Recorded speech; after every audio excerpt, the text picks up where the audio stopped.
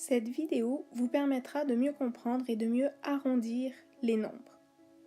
Pour arrondir les nombres, il faut d'abord comprendre la valeur de position.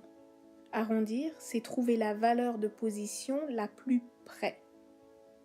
Si on prend par exemple 357,837, si je te demande d'arrondir à l'unité près, je me pose la question, quelle est l'unité la plus proche de ce nombre?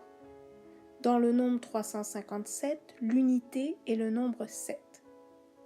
Je place donc mon entier 357 sur une droite numérique, puis mon entier 358. Puis je remarque que j'ai 8 dixièmes. Donc je sépare mon entier en 10 morceaux et je trouve où est 357,8 dixièmes. Puis j'ai 3 centièmes. Donc je divise tout mon entier en 100, ça veut dire que chaque dixième est divisé en 10, et je trouve 3 centièmes. Je remarque que 357,83 est plus proche de 358 que de 357. Maintenant, si je te demande d'arrondir à la dizaine près, la dizaine dans ce nombre, c'est le 5. Je me demande quelle est la dizaine la plus près de ce nombre. Donc sur ma droite numérique à gauche, je mets 350 parce que c'est la dizaine de ce nombre-là et 360 qui est la prochaine dizaine. J'ai 7 unités, donc je divise ma dizaine en 10, je trouve 357. Je fais la même démarche pour les dixièmes et je me rends compte que 357,8 est plus près de 360 que de 350. Poursuivons. Si je te demande d'arrondir à la centaine près, je me demande quelle est la centaine la plus près sur la droite numérique de ce nombre-là.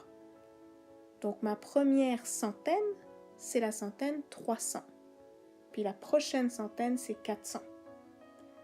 Je divise ma centaine en 10, donc je fais des bonds de 10, 310, 320, 330, etc. Je trouve 350, je divise cette dizaine en 10 et je trouve 357. Je sais que c'est plus près de 400 que de 300. Passons maintenant de l'autre côté de la virgule. Si je te demande d'arrondir au dixième près, le dixième c'est 8, donc je me demande quel est le dixième le plus près de ce nombre-là. Je fais une droite numérique, j'écris 357,8, puis le prochain dixième, virgule 9. Je divise ce dixième en 10, j'ai 357,81, 82, 83, etc. Je sais que ça se situe entre 357,83 et 84, donc c'est plus près de 357,8 dixièmes.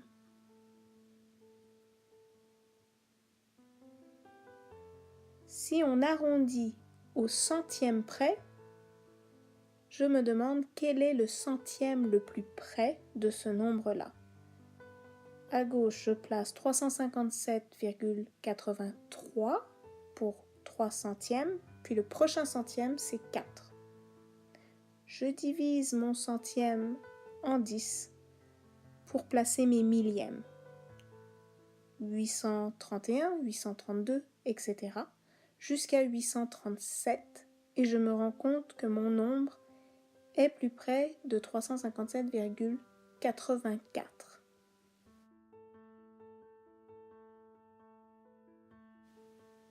Voyons maintenant la méthode que vous avez appris en classe. Si je te demande d'arrondir à l'unité près, je regarde le nombre d'après l'unité, le 8. S'il est entre 0 et 5, je le mets à la poubelle, je garde 357. Cependant, si le nombre est entre 5 et 10, incluant le 5, on ajoute 1 au nombre précédent, ce qui fait 358 comme on a trouvé dans la réponse tout à l'heure.